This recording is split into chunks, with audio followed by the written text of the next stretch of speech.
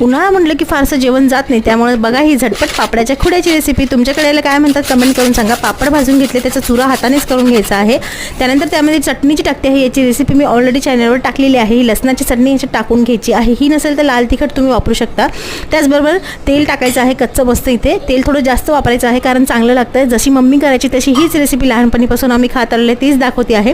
आणि चमच्याने काही हे व्यवस्थित मिक्स होत नाही, म्हणून हातानेच काही गोष्टी अशा व्यवस्थित मिक्स होतात, ते मिक्स करून घ्यायचं आहे. आणि झटपट तुमचा आता हे पापडाचा खुडा मस्त पोळीसोबत खाण्यासाठी तयार आहे, भाकरीसोबत. काही भाजी नसेल तर उन्हाळ्यात फारसं खाऊ नाही वाटत, त्यामुळे एकदम उन्हाळी पदार्थ असे छान छान लागतात खाण्यासाठी. आणि चला तर खुडा तयार आहे. आणि त्यासोबत आंब्याचा रस होता बनवलेला. आंब्याचा रस नसेल तर तुम्ही कैरीची फोड पटकन कापून घ्यायची आहे. चपाती बनवलेली होती, पटकन कैरी चिरून त्यावर मीठ टाकून तोंडी लावायला घ्यायची आहे. आणि मस्त असं पापडाचा खुडा बनवून तयार आहे. रेसिपी कशी वाटली नक्की आवडल्यास लाईक शेअर करा जास्तीत जास्त. Bye bye.